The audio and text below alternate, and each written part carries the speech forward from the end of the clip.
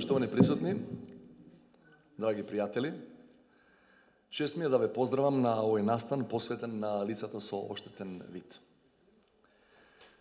Пред 90 години, познатата американска активистка за правата на лицата со попреченост, Хелен Келер, објави есеј со наслов «Вид за 3 дена».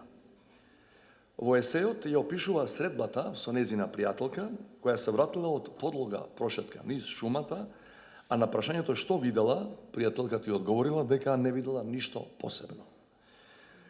Келер се прашала како е возможно човек да шета цел час во шумата без да види нешто вредно.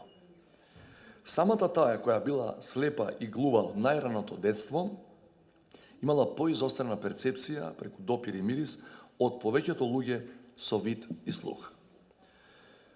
Почитувани, овие луѓе ги поттикнуваат оние кои немаат вакви препреки, да бидат солидарни кон нашите сограѓани со оштетен вид, слух или говор.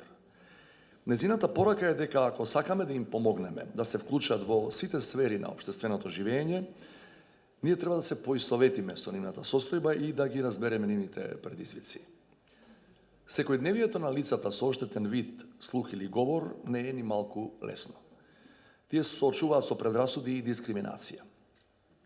Иако многу институции и организации работат на обезбедувањето патеки за лица со оштетен вид, литература со Брајево писмо и преводи за главонеми, сепак на тој план, како држава, имаме уште многу работа.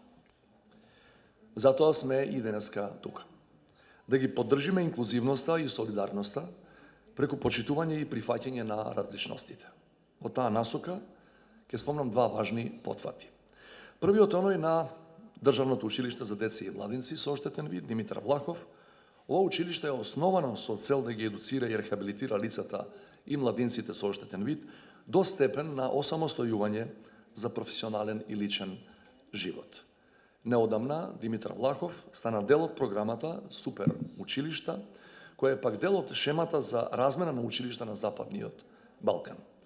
Овој проект, кој е поддржан од Европската комисија, Германската агенција за меѓународна соработка и регионалната канцеларија за младинска соработка, има за цел да овозможи размена меѓу училиштата кои се истакнуваат со својот активизам и инклузивност.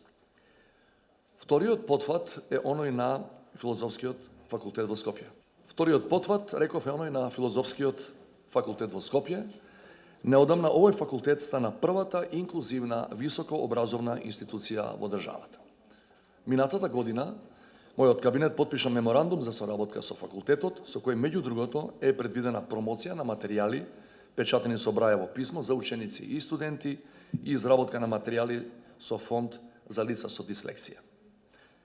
Денеска гледам дека тука со нас е и Беира Салифовска, која на 24 февруари оваа година на Институтот за специјална едукација и рехабилитација при Филозофскиот факултет ја одбрани својата дипломска работа на тема предизвиците на лицата со оштетен вид за време на COVID-19 пандемијата.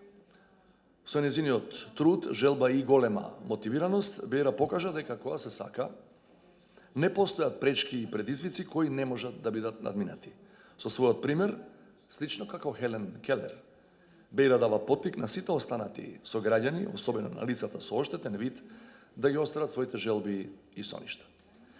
Драги пријатели, нема порелевантно мерило за карактерот на едно општество од односот кон неговите најранливи членови.